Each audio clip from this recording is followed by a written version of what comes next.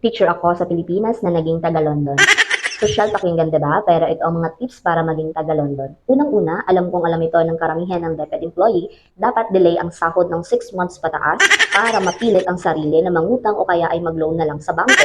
Ikalawa, dapat ma-assign sa malayong lugar. Dapat iyong sumasakay pa ng bangka para lalong mas magastos. Siyempre, uwian yan tuwing weekend at holiday. Na homesick ba? Ikatlo, bumili ng mga pangangailangan sa boarding house tulad ng tangke ng gasol o saline, burner, banig, unan, kumot, balde, kaldero, kawali, tabo at iba pa para mabilis maubos ang 100k na niloan sa umpisa. Ikaapat, bumili ng property tapos iyong pang-cash ay galing syempre sa bangko. Kaya sa umpisa ng serbisyo hanggang ngayon ay nasa London pa din. Ikalima, dapat patuloy na tumaas ang mga presyo ng bilihin upang maiwasan makapag-ipon at patuloy na maging taga-London.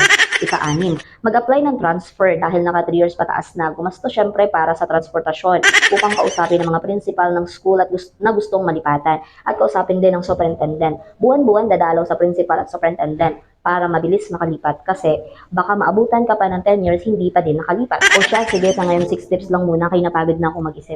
Kaya nga sa mga people out there, huwag nyo isipin na mayaman ng mga guro. Kayo lang po ang nagsasabi niyan pero kami ang mga nakakaalam.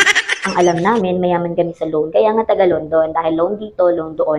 At ang masaklap pa kapag nasangla ang ATM para lalong lubog sa utang at hindi na makaalis sa London. Sana all.